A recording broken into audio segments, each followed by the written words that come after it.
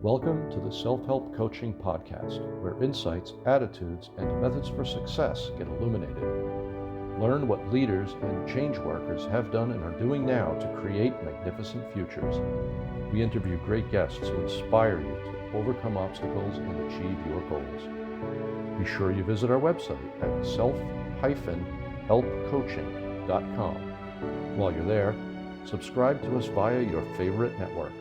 Now, just relax as you listen. You can do something else, but be ready to make an important note. And let's get started. The title of this interview is Ways to Use Podcasting to Grow Your Business. And we will be talking about all things podcasting, content creation, including video in your podcasting strategy and best practices. My guest is Mathew Passy. He is a podcast producer and consultant at thepodcastconsultant.com. 3 words. A podcast agency that helps individuals, brands, and small businesses develop, launch, produce, and promote podcasts. He is also behind Audit My Podcast and Instant Podcast Audit. Those words are all connected, by the way. A service offering a full review of podcasters' production, searchability, discoverability, marketing, and more in order to ensure they're not hindering their ability to succeed. Personally, I think podcasts are a fad. I think don't waste your time. Of course, I'm kidding. You're on my podcast, which is very dear to me. I think podcasting is awesome. This is not my first podcast. Podcasting is way to go, and I'm sure Mathew will agree with me on that. But with all that said, ladies and gentlemen, and everybody else, Mathew Passy. Hello, Mathew. Hey, Tony. Thank you so much for having me. It's great to be here. I appreciate it. And by the way, listeners and watchers, Mathew and I have something in common. We were both born in Brooklyn, and even more specific than that, at Maimonides Hospital in Brooklyn, which is a great hospital, and I've actually known people who have worked there, but we were both born in the same place, though he came 15 years later. He's a young guy. And not just that, we also, I'm in Brooklyn, but I also grew up in Staten Island, and he spent he had spent some time there. How much time were you in Staten Island, Mathew? I was there till I was about 3.5, 4 years old. So that qualifies you. That's enough. 3.5 years, especially in the formative years. That counts. You're in. Excellent. Great. So thanks for joining me. I really appreciate it. And isn't podcasting awesome? Yeah, I mean, podcasting is great. I actually launched my first podcast way back in 2007 or 2008. I can never remember, whatever year the iPhone first came out and Apple had first launched like that real podcast store for the first time. I was working at a radio station in New Jersey. It was a news and talk station. Working in the newsroom, saw this thing come out, and I said to my boss, these are pretty interesting. I bet you we could do something with it. And I was basically given if it doesn't cost me any money and I don't have to do any work, go ahead and launch a podcast. So I packaged up our early morning news half hour, stripped out the commercials and other timely stuff, and I started publishing a podcast way back then. How many podcasts have you done? Oh man, I've got to be in the tens of thousands of episodes of podcasts at this point in my life. Between the ones that I've done personally, the ones that I did when I was working for Wall Street Journal. I mean, I hosted 5 or 6 different podcasts over there, helped create a few others. We podcasted we repurposed a lot of our content as podcasts over there. And I've been working with clients for the past coming up on 7 years now. Many of whom are weekly podcasts, some twice weekly, some more than that. I mean, yeah, I've probably put out well over tens of thousands of podcasts in total in my lifetime. I mentioned my first podcast, which I did with a protege, and I kind of really winged it. And man, did I learn so much. Man, it's really winging it, is good, but you make so many mistakes and you waste a lot of time and effort, doing it on your own, without having some guidance or consultant. I mean, I'm saying this, this podcast itself, the self-help coaching podcast, I have a guy, I call him my podcast director. He's not actually the podcast director. He has a system called Reach, which uses podcasting as marketing. And I mean, this podcast is a legit podcast, and I got lots of compliments on its professional format, it's great in its own sake, but really it's a marketing tool. That's the prime reason why I use it for my business and to get my message out. And I'm so grateful to Adam Hami and the Reach system for guiding me and how to do a podcast the proper way. So guys like you who help people do podcasting, you're doing great stuff. I mean, the time wasted and the poor results that you would get without consulting with someone who know what they're doing, say, don't do that, do this, is just invaluable. It's interesting you said it, because you start off with we were just kind of winging it on the first one we ever did. And for so many of the folks who I talk to who aren't necessarily clients, right? Not everybody is really going to need our types of services. There's lots of different editors and producers and consultants and coaches out there who can help you. And we cater to a very specific niche, although we really won't turn down anybody who wants help for a podcast. But for so many folks, I tell them, just get started, right? Like, don't worry about how terrible you're going to be the first time you want to record a podcast, because the truth is you're really not going to learn anything until you start making some of those early mistakes.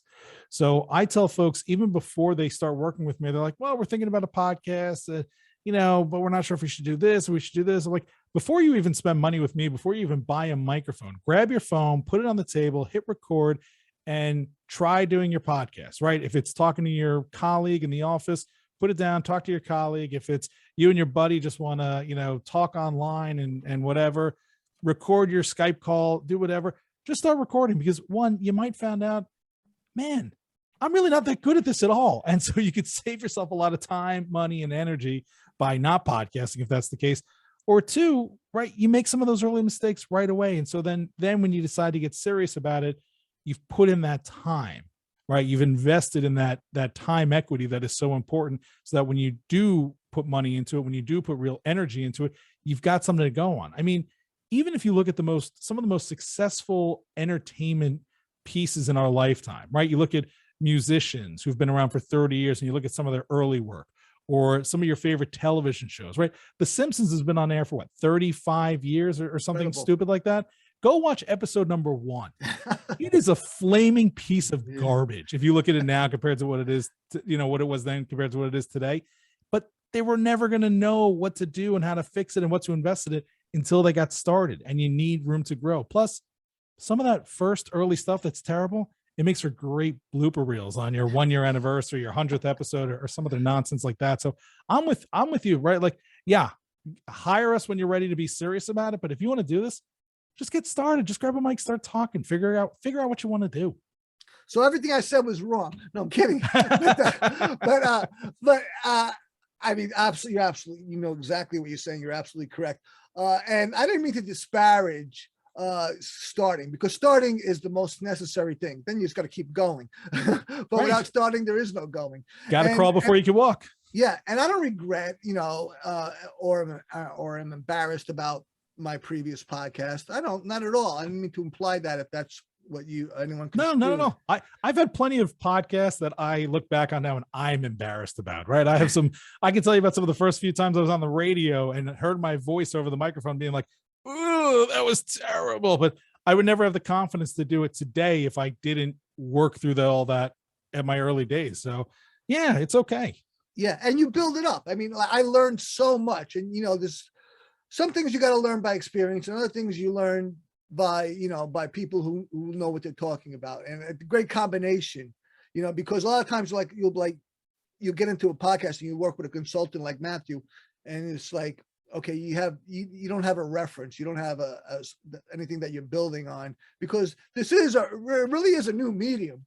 Even though it's like anyone can be a radio show host, more or less. It's just incredible how it's such a game changer, a field leveler, having your own podcast and not just bringing your message out, but really speaking colloquially or finding the guest that you want, bringing your content. It's incredible. Yeah, I mean, I couldn't agree more. And the other thing is, what I find in a lot of the calls that I do for consulting or the audits that you mentioned in your intro, a lot of the times when I'm telling people what stuff they're doing wrong, as soon as they hear it, they're like, "Oh God, that was so obvious," right? Like it's sometimes hard to edit yourself, to critique yourself, to see the mistakes that you're making, just because you're so attached to it and you're so involved in it. So it's good to have somebody who can look at it with a fresh perspective, with no hidden agenda or no bias towards it, or not emotionally involved in it, and can just say, what are you doing? Why are you doing this? And then just very simply say, but if you do this, it's gonna, right, like if you do this, then X is gonna happen. They're like, oh my God, that's so obvious. Jesus Christ, why was I doing that? Right. So that's why it's not that you always have to pay for a consultant, but it's always good to have outside perspective with anything you do, just so you can get someone who's not as emotionally attached, giving you real, honest, constructive criticism. I always joke and say, a lot of people pay me to tell me their baby is ugly, right? Because nobody's going to think that their own baby is ugly, but sometimes you need someone in your life to be like, oh, that's just not good. I'm a former punk rocker, and I still consider myself a punk rocker in some ways. And I went through a period where I was like in the jerk off period. I strive for people's disapproval. It was like my philosophy, which I don't recommend. and one of the things that when I come across a young parent and I would see that baby, I would go, oh, what an ugly baby. Okay, if you want to be a jerk off punk rocker, that's cool. Any other context? No. So you got to think a little bit more advanced than that. But great stuff. Listen, let's take our first break, a quick moment to hear from our sponsor, and we'll be right back with Mathew Passy, podcast consultant. This episode of Self-Help Coaching is brought to you by Proficio, perhaps the most common method that coaches worldwide use to get undisputable results for their clients is NLP. Visit www.proficio.io. That's proficio.io, where you can make the changes you want and get the results you dream of. You're listening to the Self-Help Coaching Podcast with me, your host, Tony Petrozza. I'm here with Mathew Passy, podcast consultant, and we're talking about podcasting. Mathew, what is the state of podcasting? State of podcasting is in a very interesting place. You said earlier that this is kind of a new medium, and I mentioned I started my first podcast around 2007, 2008. Podcasting, I think, officially was formed in 2004, 2003-ish. And so, we're in this space now going on 17 years officially, but it is still somewhat new. It is still somewhat young. You look at how many YouTube channels there are, right? There's millions and millions of YouTube channels. You look at blogs, and there's millions and millions and millions of different blogs out there. And when it comes to podcasting, we officially got some numbers earlier in 2021 that said like there were 2 million podcast shows in the Apple store. And of those, only like 750,000 or so of them were active. A lot of them were not even wonders, just one hit shows, or people who have stopped doing it, or probably half of them are my shows that I started and stopped doing after a few episodes. But so even though this space has been around for a while, there is still a lot more room to grow. We're seeing a lot more advances in technology to help podcasters. We're seeing a lot more advances in technology that's going to make monetization easier. I think there is still a lot of room in the space for not just people to get into it. I mean, don't get me wrong. If you launch a podcast today and you're doing a topic, it's possible there's a lot of other people doing it. It's going to be hard for you to make waves. But I am always pleasantly surprised by the people who I get to work with who come at me with like, I was looking for a podcast about X and I couldn't find it, so I launched it, and they have immense success doing it. But I also think there are still some formats that are just starting to scratch the surface that there's exciting avenues for. And truthfully, my thoughts on podcasting are what we are doing is not unique, right? You mentioned radio. Podcasting has been around since I don't know, cave people, right? People talk to each other, right? It's not that unique. What's unique is the delivery system and how the delivery system has changed audience response to it. So, right, we've been having conversations forever. We've had people, delivering the news forever. Back in the 1920s or so, or earlier than that, right, people started getting on the radio and started talking. And from there, you used to have, fictionalized storytelling on the radio, and you had long form interviews on the radio, and you had presidential speeches on the radio. Fast forward, and that got commercialized and bastardized by corporations to the point where now everything is this, quick hit, and we're right. Like, the joy of radio was kind of lost for a long time. And what podcasting has done is it's taken spoken word and it's given people the ability to bring back joy to it, right? People who can tell a story for over the course of, an hour and a half versus only 3 minutes if they've got to do it on the national news radio broadcast, or people who can get really, really niche in a topic because, frankly, not everybody is going to be interested in, I don't know, carriage horse racing, right? ESPN is not launching a carriage horse racing network anytime soon, but there are people out there who are interested, and this gives somebody who is an expert and a good talker the ability to find and reach their audience. So podcasting is really just the delivery system of spoken word. And I think even if that delivery system changes, spoken word will never go away.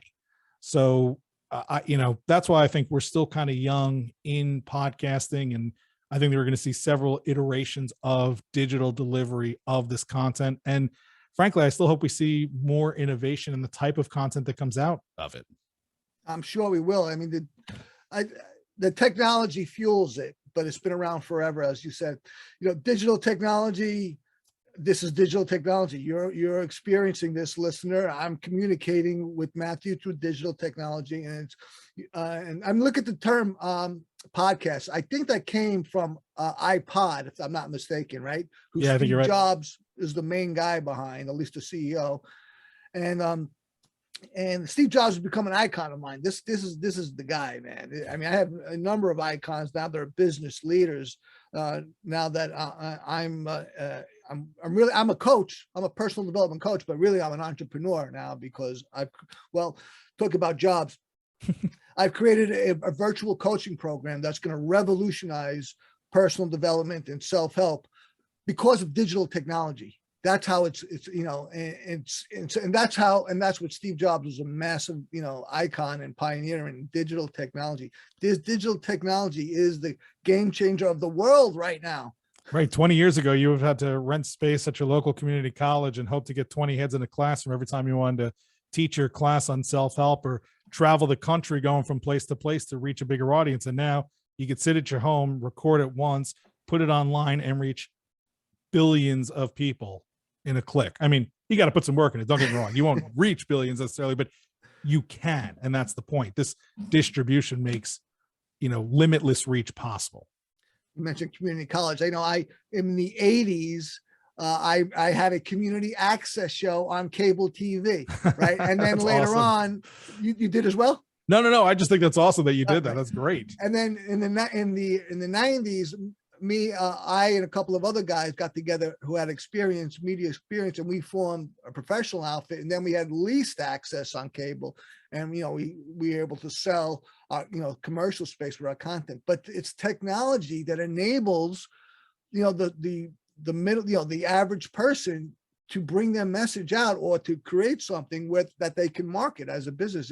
I love it so much, man. You came up with that idea today. You and your buddies would do it in the basement. You put it up on YouTube. It would cost you a fraction of the cost, and you can reach, 10 times the people.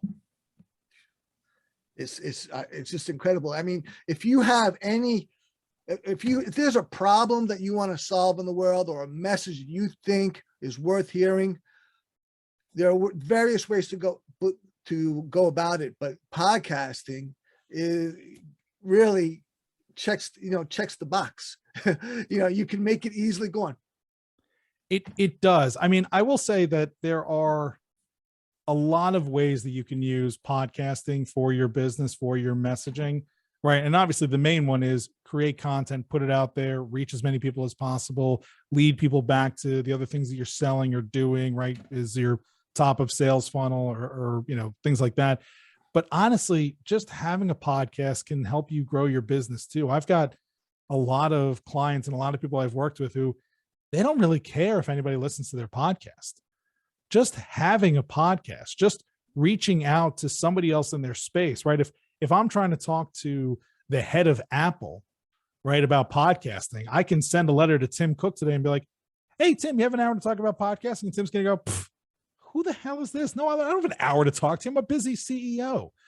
But if I reach out to Tim Cook and I say, I'd like to talk to you on my podcast about the future of podcasting, blah, blah, blah. Well, all right, Tim Cook might still be too busy for my podcast. But the point is there's lots of people in your space who are going to be more intrigued about the opportunity of sharing their message with an audience or coming on a more legitimate type of platform to talk to you versus just some dude cold calling or cold emailing them looking for time. And so even just having the podcast can kind of set you apart and help you create warm relationships and warm leads with people who might otherwise never have given you a second thought. My business, we created this app, which hasn't launched yet. So we don't make revenue yet. So right now I'm continuing to finance my business. We need more capitalization. The most credible thing that I have, I have a number of things to add my credibility from potential financiers. The most credible thing I have that I always put, at least in my opinion, I always put in my solicitation is my podcast. Because it's so well done. It just looks great. It sounds great. And even if no one's listening, and they are, the smaller the number, I want to, as tiny as, I want it to be a million times bigger than it is. That's fine. And that's a great goal.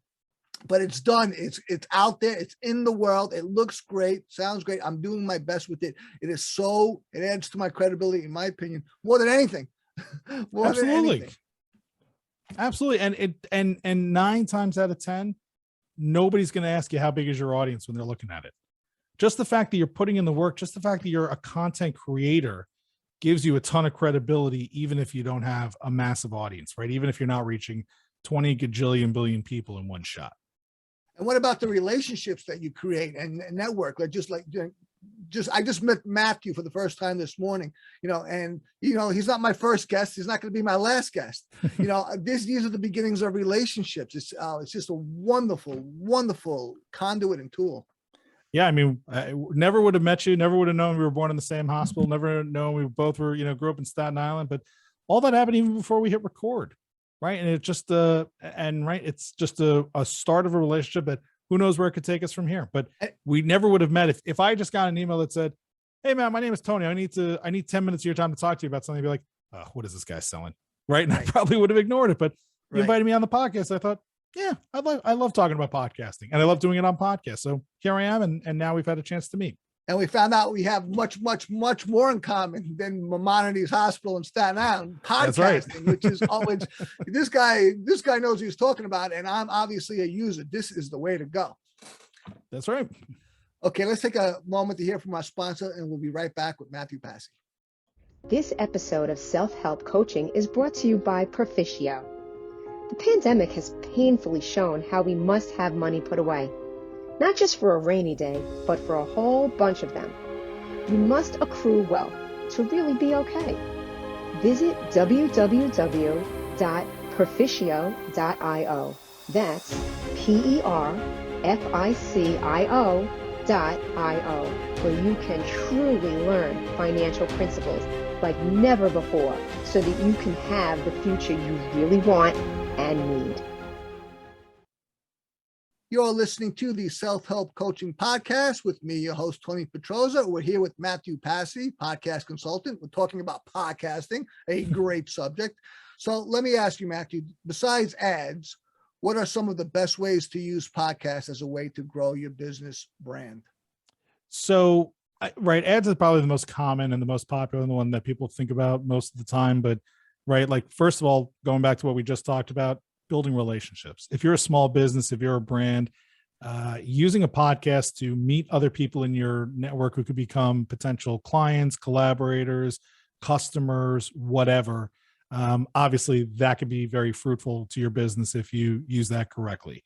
But of course, number two is using this as the kind of top of sales funnel, right? So Tony's taking breaks. He's not selling Ford cars in the middle of our breaks. He's selling himself. He's selling his services. And right, like this is probably a bit of a loss leader for you. But if you use it correctly and you're bringing people into the other services and things that you offer, then great. Doing this podcast is well worth it, right? Well worth the time, well worth the reach that it can give you, and well worth the clients.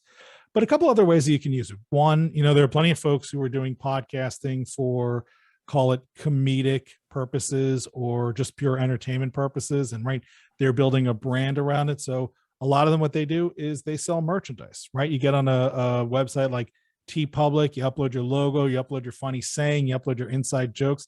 People can go buy t-shirts and hoodies and hats and mugs and all that kind of stuff. And not only are you getting a cut of all that without having to invest any money into the sale of those products, but also people are buying the opportunity to advertise for you, right? That's what a t-shirt with the name of your show on it is. It's not just someone saying, I like the show. It's someone in the world telling everybody who they walk by, have you seen this, right? Because it's right here on my t-shirt. So merchandise is another way you can do it. A lot of folks use, and it can kind of be described in three different ways, but we'll call it the like membership model, right? So there are people who offer content in exchange for direct revenue from their audience. And why I say this can be done in three different ways is because it's how you brand that membership model that makes the difference of, I think, whether or not it's going to be successful for you. So for example, one of the popular ways of doing that is through Patreon. Patreon is a platform that lets people donate to you in support of your show. Now, if you're a Fortune 500 company and you have a Patreon, I'm going to look at you and be like, no, I'm not donating to you. You're a Fortune 500 company with billions of dollars in revenue. You don't need my $3 a month as a donation, right? Like, forget you.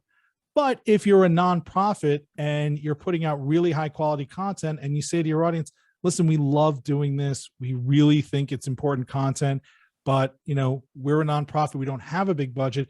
If you could support us with donations, that would help us to continue the mission. Yeah, I'm going to be a little bit more likely to be altruistic and throw a couple of dollars at you each month to support what I think is a good cause. So, right, you've got the donation model. Then you've got the straight, just, premium content. This is like journalists, or you're seeing this kind of with like Netflix and some of the others. Like, we have to spend money to produce this high quality content. We don't want to annoy you with commercials. The only way we can bring it to you, though, is if you pay for access to it. Now, that's not going to work for everybody, right? If I'm just goofball A in my basement with goofball B talking about stuff that we think is hilarious, that's not premium content. That doesn't warrant a subscription to the garbage that we're going to talk about. But again, if you're a journalist doing high quality investigative journalism, which isn't cheap, then yeah, somebody's going to have to pay for your travel, for your expenses, for the time you have to put into actually editing and producing that content. So asking people to subscribe to premium content can work for you. And then there's someone like Tony over here who is doing a business-oriented, entrepreneurial-backed venture. Maybe you're also giving away some other perks, right? Maybe you want to create a premium membership, right? Which is to say, we'll give out some episodes for free on the regular podcasting platforms, but we're only going to give you 5 minutes of a 40-minute interview, or we're only going to give you one episode out of the 4 episodes that we do each month. If you want access to these extra episodes, if you want access to the full episode, if you want access to, AMAs with Tony and some of our guests, if you want access to discounts to events and webinars and other things that we're putting on, then you got to become a premium member. And a lot of people are going to pay for it because it's like, oh, I actually get value from Tony beyond just the stuff that he's giving away for free if I pay for it. There's lots of folks who are taking advantage of that premium membership versus subscription versus donation model to generate a ton of revenue from their podcasting, way more than they'd get from the ads. In fact, I have some folks who they get advertising and then they specifically put out a premium version without ads, and they get more money from the people who don't want to pay for ads than they do from the ads themselves. But the thing is about donations, subscriptions, and premium memberships, it's all the same model. It's just how you dress it up, how you brand it, how you talk about it with your target audience that again is going to determine whether it makes sense. So, right, don't be a Fortune 500 with your hands and saying, please, sir, may I have a quarter for the podcast, right? That's not going to work. At the same time, right? At the same time, if you're two goofballs in the basement, don't turn around and be like, hey, you got to pay for this premium, awesome content when it's crap. It's okay for you to say, listen, you like us? Throw us a couple of dollars for beer money.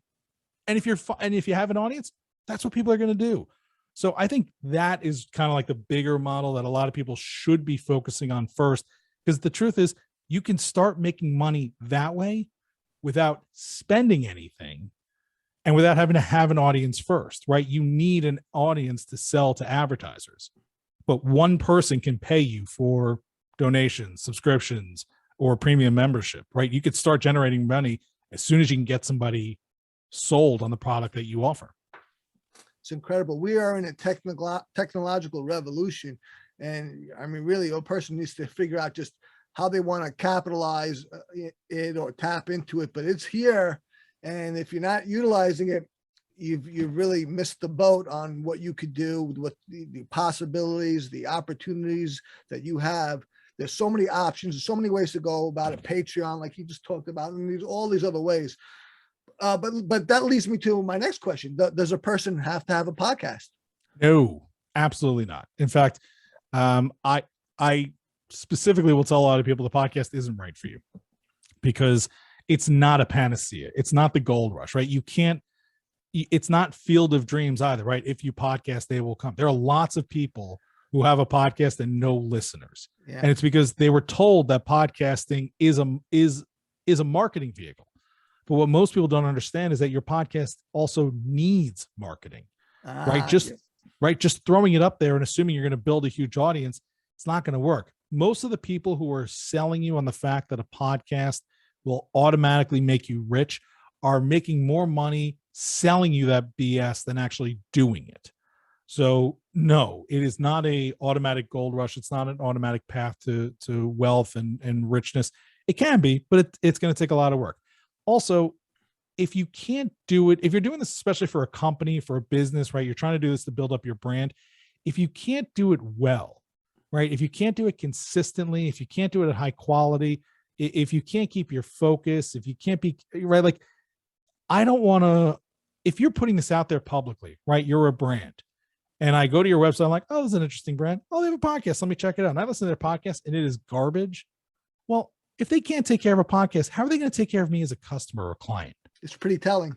Yeah. So don't put something out that you can't commit to and do correctly, because what you're telling the world is, I'm not going to do anything correctly or consistently or whatever that looks like. So there are reasons to do a podcast. There's probably more reasons not to. I mean, I've always joked and said the great thing about podcasting is anybody can do it. The bad thing about about podcasting is anybody can do it. Right. And you see that now with all these shows popping up for one episode or two episodes and then quickly disappearing and, taking up space in the podcasting store. Absolutely. I mean, this podcast is a marketing tool, but it absolutely must be marketed. And yeah, I think the content is great per se, and I have to deliver value in order to build an audience. But I need to market this, and this does get marketed. I have a staff that markets this. I have a podcast manager. I have a social media manager right there. And what are they focused on? Marketing this podcast, to grow the listenership, to expand its scope. That's the way to go. That's what we've been doing. And it builds slowly. It does build slowly. And honestly, all those things that you're doing are important and they're necessary. And they probably aren't anywhere near as effective as putting out the best content possible and having your audience become your advocates. Because I can tell you, for the podcasts that I consume personally, not the ones that I produce for clients or listen to for work or things like that, but just the ones that I personally enjoy consuming. There's not a lot of them. I can tell you the exact person in my life, whether it's a family member, a friend, an influencer, another podcast host, right? Like somebody that I know, love, or trust said, I think so-and-so would really enjoy this podcast. And I thought, I believe that person. I'm going to check it out. And that's how I find stuff. I don't scroll the podcasting store going, what am I going to listen to today? Right. Totally. Right. I don't window shop for podcasts. And I don't have a lot of time to try out other things. So I've got to get a trusted recommendation. So if you can turn listeners of your show into your advocates, into the people who are going to tell their audience, their friends, their network, their community, maybe they blog and they say, by the way, this week I'm going to tell you about a podcast I love listening to. Like, that is going to grow your show more so than all the other things that fortunately you have to do. But you know, that's where real growth happens. That's exactly what I've been striving to do. And it is a strive because, you know, you really got to resonate with a person in order for them to make a recommendation like that. But I think that absolutely it can be done. It can be. But like you said, it's slow. It is a marathon, not a sprint. And listen, yeah, there are some people who are able to come out of the gate swinging. They're the exception, not the rule. And there are people who, you know, were seemingly nobody and now have millions and millions of listeners. Like, oh, they're an overnight success. Like, no, they're an overnight success to you, but they've probably been doing it for 3 or 4 years when nobody was listening. And so if you're not willing to do a podcast and only have 1 listener, only have 2 listeners, if you're obsessed with your numbers and your downloads and your metrics and not so in the content and the relationships and the community you're building, you're going to find that it's more frustrating than enjoyable. You should wake up every day passionate about what it is that you're going to podcast about and do that regardless of the audience. And those are the people who tend to find success. Absolutely. Totally. I mean, that's what I do. And it's not just instinctual. You know, my podcast director says that's the way to go. Just with stuff exactly what you said. Okay, let's take a moment. We'll hear a final break from our sponsor, and we'll be right back with Mathew Passy. This episode of Self-Help Coaching is brought to you by Proficio. When people learn something, they want to use it, so it has real value. And the best teacher is experience. Visit www.proficio.io. That's PERFICIO.io, where Proficio will have you taking action with what you're learning immediately. You'll be closer to your goals before you even realize it.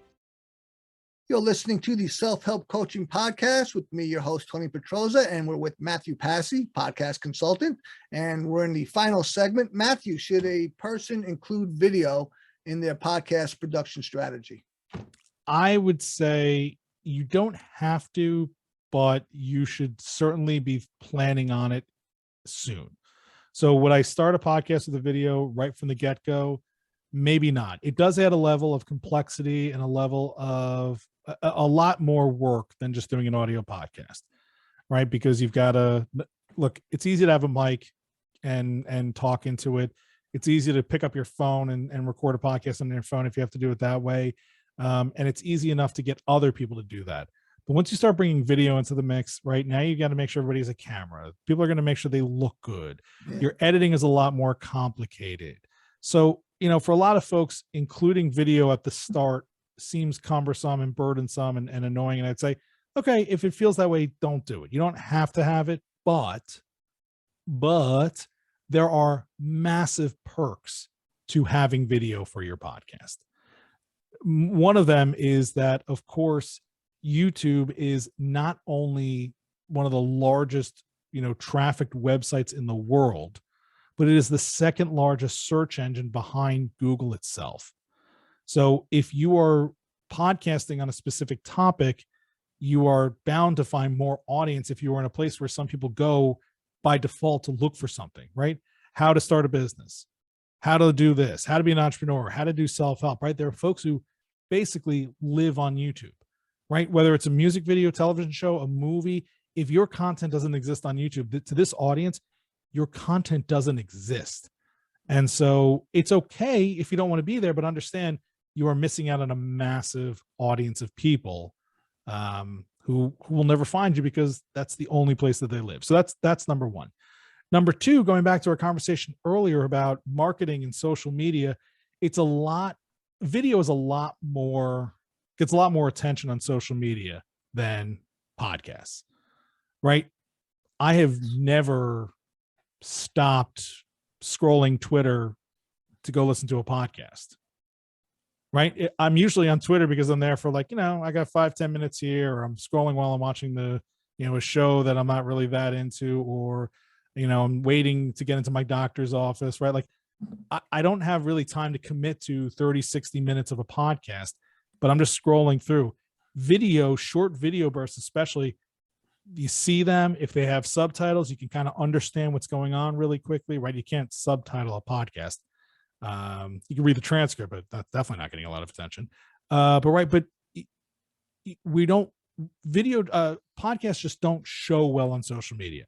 Not only do they not show well, but all of the platforms prefer video, right? If you post video, they're notifying your network, they're prioritizing it in the algorithm, they're showing it off, it's getting more likes, it's getting more engagement. So you're missing out on an opportunity to get more engagement if you're not creating some type of video content. And even if it's not like this, recording the whole show and publishing the whole thing, even if it's just grabbing a 15, 20, 30, 60-second snippet of it, putting that on social and saying, man, this is a great conversation. If you want to hear the whole thing, right, click over here to subscribe.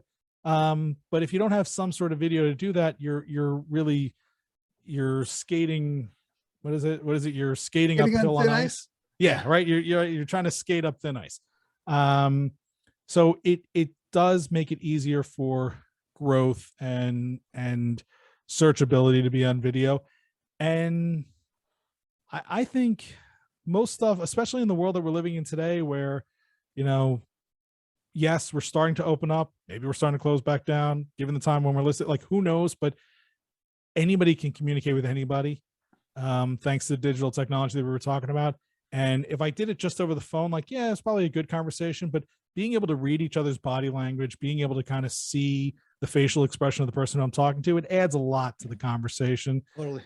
So, I mean, I think at the very least, like, even if you don't use the video, I would start recording video for your podcast, right? Use a platform that allows you to capture that video. So at least you have something that you can do with it. And even if you don't record the video, even if you just want to post your podcast with a still image and the audio underneath it, it's not ideal, but again, it gets you into the conversation to people who only consume content on YouTube and video platforms.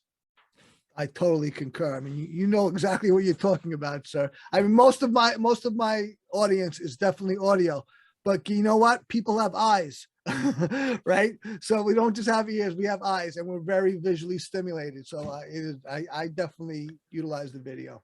Yeah, I mean, it's the nice thing about podcasting is I can consume it while doing other things, right? It's a multitasking tech. Right. I can be doing the dishes, going for a jog, commuting, whatever.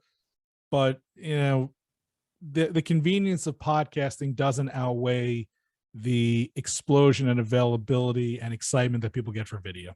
Absolutely. Here's my final question. What is the future untapped potential for podcasting?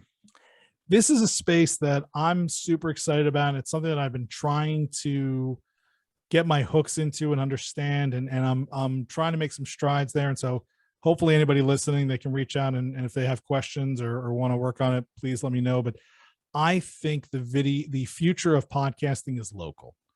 I would love to see more people creating content that is specific to their community, their neighborhood, their region, their state, whatever that is.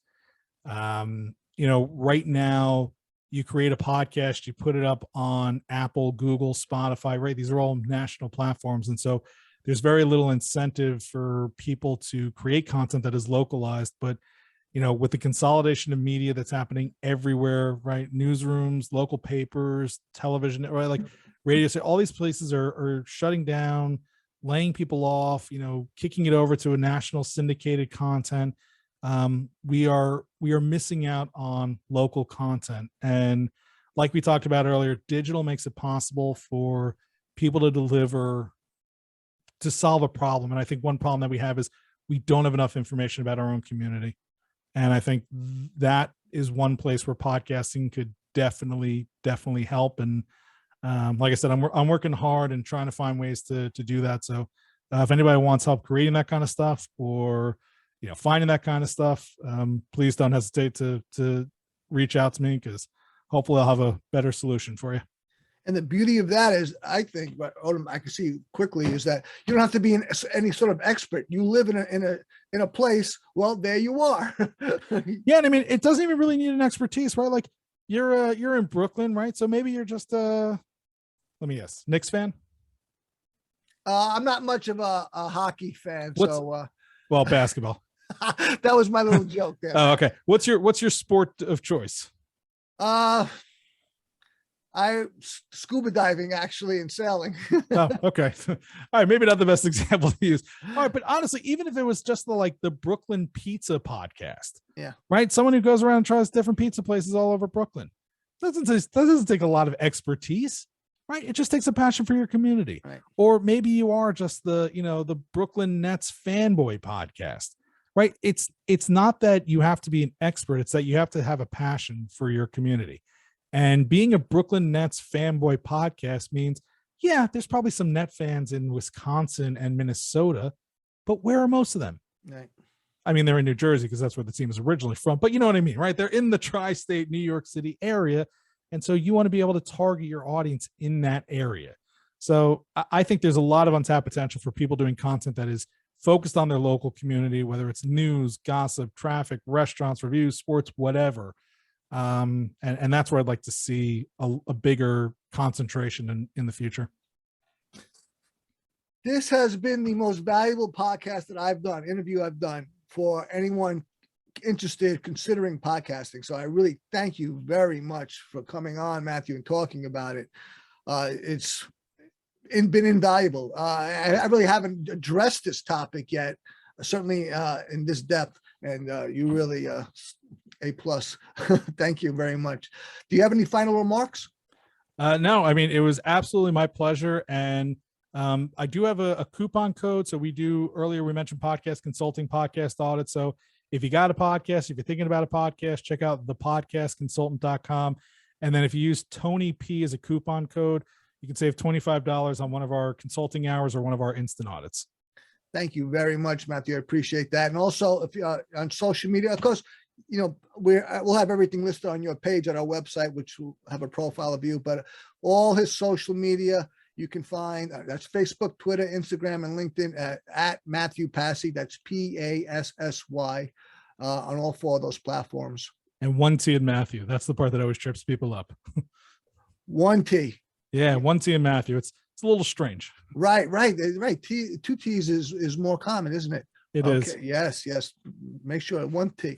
Okay. Very good. Excellent stuff. And do you also want to give a contact, or they can just go to the website or social media? Yeah, thepodcastconsultant.com, or if you find Mathew Passy on any of the socials, it all comes to the same place, which is my phone. So you'll find me there. Great stuff, Mathew. Very much. I really appreciate it. You'd like to say goodbye? Yeah, Tony, thank you very much for having me on. It was a pleasure chatting with you, a pleasure chatting with your audience. And I hope a lot of them are inspired to do some really fun stuff in the space. Great stuff. And if you do out there, please let us hear about it. And remember, everyone, we're all responsible for ourselves, and we can all use a little help like that of Matthew's. Thanks, everyone, for being here. See you next time. Thank you very much, Mathew. Thank you for tuning in to the Self-Help Coaching Podcast, where insights, attitudes, and methods for success get illuminated. Learn what leaders and change workers have done and are doing now to create magnificent futures. Remember to visit our website at self-helpcoaching.com and enjoy even more great episodes like this one. Again, while you're here, subscribe to us via your favorite network. We look forward to seeing you next time on the Self-Help Coaching Podcast.